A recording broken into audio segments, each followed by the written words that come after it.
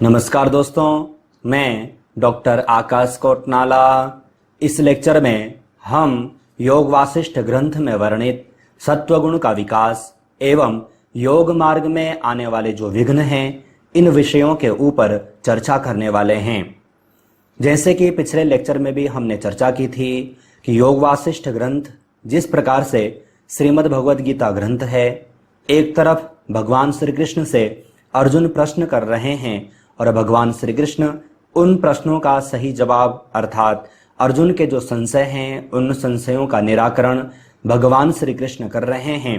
उसी प्रकार से जो योग वासिष्ठ ग्रंथ है, श्री रामचंद्र जी गुरु वशिष्ठ जी से प्रश्न करते जाते हैं और गुरु वशिष्ठ उन प्रश्नों के अर्थात जो श्री रामचंद्र जी के मन में जितने भी संशय होते हैं, उन संशयों का निराकरण करते जाते हैं। वहीं पर हमें ध्यान रखना है कि भगवान श्री रामचंद्र जी सत्वगुण अर्थात सतोगुण की वृद्धि के बारे में यहाँ पर चर्चा करते हैं, प्रश्न करते हैं कि मानव जीवन में अर्थात मनुष्य जीवन में सत्वगुण की आवश्यकता क्या है, अर्थात सतोगुण की आवश्यकता क्यों है। इस विषय को यहाँ पर दर्शाया गया है और हमें ध्यान रखना है कि इससे संबंधित प्रश्न हमें यूजीसी नेट के एग्जाम में या फिर अगर आप योग से एमए कर रहे हैं तो वहां पर हमें प्रश्न पूछे जाते हैं।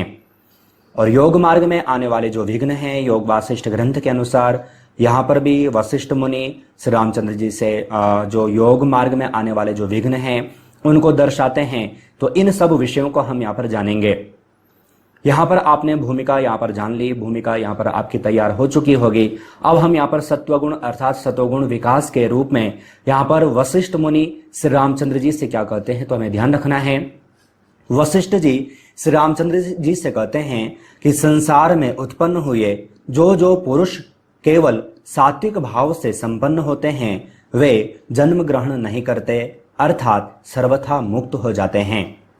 ध्यान दीजिएगा, सतोगुण, रजोगुण और तमोगुण त्रिगुणात्मिका प्रकृति हमने अन्य यानी कि वैकल्पिक चिकित्सा आदि में भी हमने पढ़ा है, दर्शनों में भी हमने पढ़ा है। सांख्य दर्शन में हमने इस विषय पर ज्यादा चर्चा की थी। त्रिगुणात्मिका प्रकृति अर्थात जो प्रकृति है तीनों गुणों से युक्त है और प्रकृति में ही मनुष्य हो चाहे कोई भी जीव जंतु हो, प्रकृति में ही है। तो जो मनुष्य है वह सतोगुण, रजोगुण और तमोगुण तीनों गुणों से युक्त होता है। लेकिन कहा कि जिस साधक का सतोगुण में वृद्धि होती है अर्थात जीवन में सतोगुण से जो मनुष्य युक्त होता है, वह कहा कि वह बार बार जन्म ग्रहण नहीं करता अर्थात मुक्तावस्था को प्राप्त हो जाता है। वरन जो व्यक्ति राजसिक होता है यानी कि रजोगुण से युक्त होता है, तमोगुण से युक्त होता है, उसे बार बार जन्म लेना पड़ता है अर्थात वह मुक्तावस्था को प्राप्त नहीं होता। तो यहाँ पर ध्यान रखना, यहाँ पर वशिष्ठ मुनि सतोगुण को यहाँ पर दर्शाते हुए कहते हैं कि जिस साधक के, जिस व्यक्ति के, मनुष्य अर्थात जिस मनुष्य के जीवन में सतोगुण की वृद्धि होती है वह मुक्तावस्था को प्राप्त हो जाता है अर्थात बार बार जन्म ग्रहण नहीं करता। अब यहाँ पर हमने सतोगुण का अर्थात उसके लाभ क्या हैं, क्यों उसकी वृद्धि होनी आवश्यक है, ये हमने यहाँ पर जाना। इस रूप में यहाँ पर वशिष्ठ मुनि श्री रामचंद्र जी को एक दृष्टांत देते हैं। यह दृष्टांत देवगुरु बृहस्पति एवं उनके पुत्र कच्छ के बीच का है। यहाँ पर वशिष्ठ मुनि कहते हैं कि मेरु पर्वत के किसी वन प्रांत में देवगुरु बृहस्पति के पुत्र जिनका नाम कच्छ था, वह ब्रह्म विचार में तत्पर होकर रहते थे। उन्होंने सुनी हुई ब्रह्म विद्या का बार बार मनन और निधिध्यासन करके परम शांति प्राप्त कर ली थी।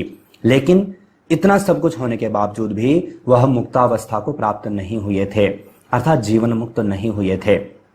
तो ध्यान रखना, मेरु पर्वत जो कि हम जानते भी हैं कि देवताओं का स्थान माना जाता है मेरु पर्वत।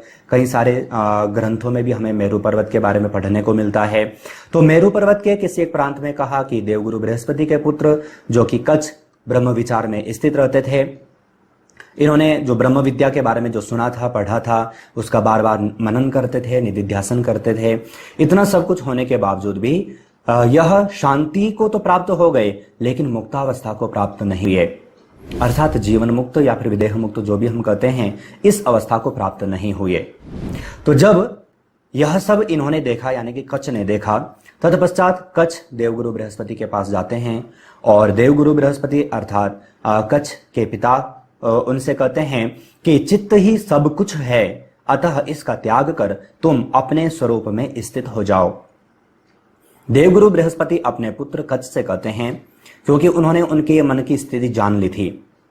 देवगुरु थे, उन्होंने मन की स्थिति जान ली कि इन्हें ब्रह्म विद्या का ज्ञान तो है, लेकिन वह जीवन में उतरा नहीं है, अर्थात सतोगुण की वृद्धि नहीं हुई है, कहीं ना कहीं रजोगुण की वृद्धि है।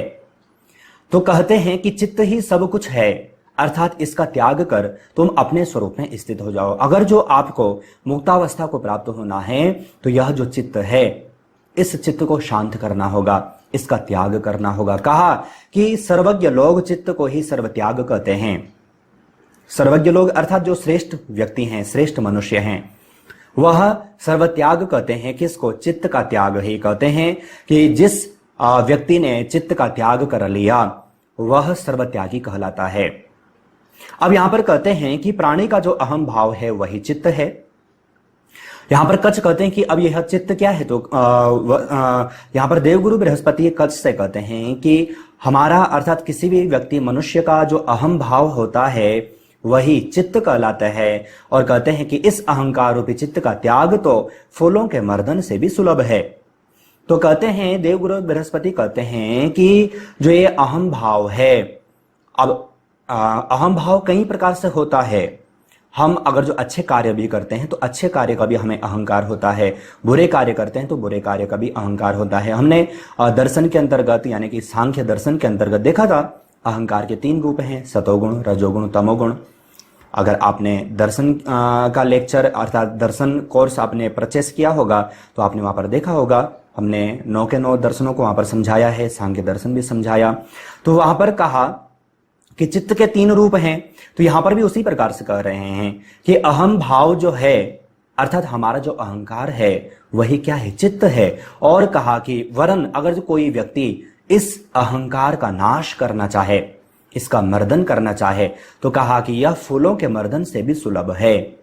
अर्थात जिस प्रकार से हम पुष्पों का यानी कि गुलाब के पुष्प का मर्दन करते हैं, उसे समाप्त करते हैं, उस पर एक सुई चुभाते हैं, तो जितना समय गुलाब के पुष्प पर सुई चुभाने में लगता है तो उतना ही समय कहा कि अहंकार का त्याग करने में भी लगता है। लेकिन यह सामान्य व्यक्ति की बात नहीं है, श्रेष्ठ व्यक्ति की बात है, अर्थात श्रेष्ठ व्यक्ति ही ऐसा कर सकते हैं।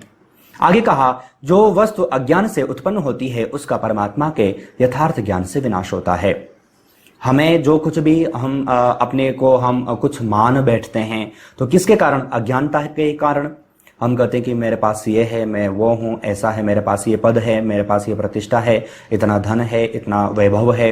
तो यह सब हमें जो अहंकार हुआ है इसका कारण क्या है? अज्ञान है। और इस अज्ञान का नाश कैसे होता है? तो कहा कि परमात्मा के यथार्थ ज्ञान यानी कि सत्य ज्ञान, परमात्मा का जो नित्य स्वरूप है, इसके ज्ञान से ही क्या होता है? जो अज्ञान है उसका नाश होता है। कहा वास्तव में अहंकार कुछ है ही नहीं। अभी हमने देखा ना कि अहंकार कुछ है ही नहीं।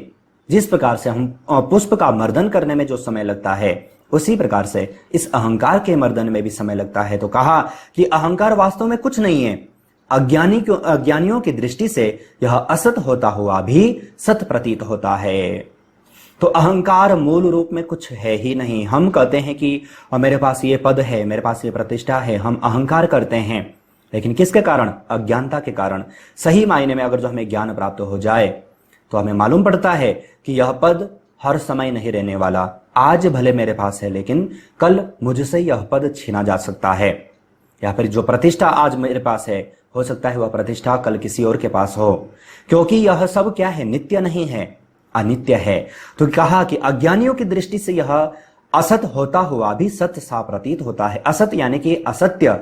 और तो कहा कि अज्ञानियों की दृष्टि, जो अज्ञानी होते हैं वह इस अहंकार को, और अहंकार कैसा है? असत्य है। लेकिन कहा कि जो अज्ञानी होते हैं वह इस असत्य अहंकार को भी सत्य स्वीकार करके बैठ जाते हैं, उनको यह सत्य प्रतीत होता है। इस प्रकार से यहां पर हमें जानना है। कहा तत्पश्चात देखें वशिष्ठ मुनि कहते हैं श्री रामचंद्र जी से, कहा इस प्रकार पिता के उपदेश पाकर कच्छ जीवन मुक्त हो गए। तो कच्छ का स्वरूप कैसा था? देखो, कच्छ सामान्य तो नहीं थे, वह जो भी उन्होंने ब्रह्म विद्या जो जानी थी, सीखी थी, पढ़ी थी, सुनी थी, उसका मनन निधिध्यासन करके शांत चित्त से तो हो बैठ चुके थे, लेकिन जीवन मुक्त नहीं हो पाए थे। तो क्यों? उसका कारण क्या था? तो उसका कारण था कि जीवन में सतोगुण की वृद्धि नहीं हुई थी, अर्थात जो चित्त है, चित्त शांत नहीं हुआ था, जो अहंकार है वह शांत नहीं हुआ था, उसका मर्दन नहीं हुआ था। तो देवगुरु बृहस्पति यहाँ पर कच्छ को समझाते हैं, कहते हैं कि सतोगुण की वृद्धि करो, अर्थात जो ये चित्त है, चित्त का नाश करो, चित्त का त्याग करो, जो ये अहंकार है इसका त्याग करो। आपको जो ऐसा ज्ञान है, अर्थात जो ऐसा अहंकार है कि मुझे ये ज्ञान प्राप्त है, मैंने ये ब्रह्म विद्या प्राप्त कर ली, इस अज्ञान का नष्ट करो, अर्थात इस अहंकार को समाप्त करो। तो तत्पश्चात जब कच्छ इस प्रकार से अपने पिता के द्वारा समझाए गए जो समझाया गया, जो उनके द्वारा जो दिए गए जो उपदेश थे, उन्हें जब जीवन में अपनाते हैं, तत्पश्चात जो कच्छ होते हैं वह जीवन मुक्त हो गए। यह कौन कह रहे हैं? वशिष्ठ मुनि कह रहे हैं। किनसे? श्री रामचंद्र जी से।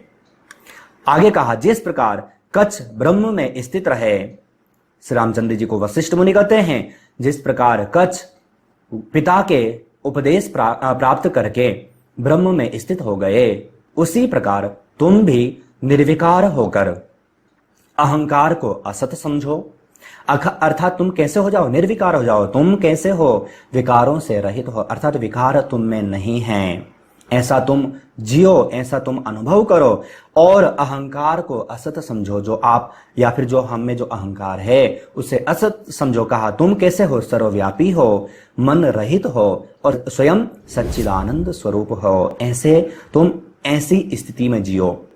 देखो, आपने पूर्व के लेक्चर देखे होंगे तो आपको समझ में आया होगा। आपने योग वासिष्ठ का कोर्स परचेस किया है तो आपको सब कुछ अच्छे ढंग से समझाया जा चुका है। आपने पूर्व के लेक्चर देखे होंगे। यहाँ पर जो श्री रामचंद्र जी हैं वो तो स्वयं साक्षात परमात्मा ही हैं, भगवान ही हैं, लेकिन ये आने वाली पीढ़ी के लिए, आप और हमारे लिए ये सब ग्रंथों की रचना की गई। श्री रामचंद्र जी वहां पर कैसे हो जाते हैं? श्री रामचंद्र जी का जो शरीर है, अर्थात वह कैसे होते हैं? वह वैराग्यवान हो जाते हैं, वैराग्य उनको प्राप्त हो जाता है, शरीर नीला पड़ जाता है।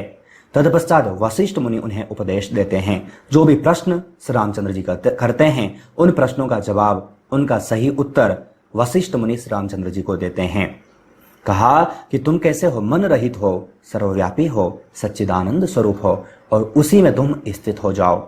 यही क्या है? सत्वगुण का विकास है। इस प्रकार से आपको समझना है। मैंने पूरा नोट्स भी आपको यहाँ पर दिया है, क्योंकि अगर आप योग से मास्टर कर रहे होंगे, पीजी डिप्लोमा कर रहे होंगे, तो आपके पास नोट्स उपलब्ध होने जरूरी हैं। एग्जाम में अगर जो आपके पास लिखने को आता है तो आप लिख पाएं।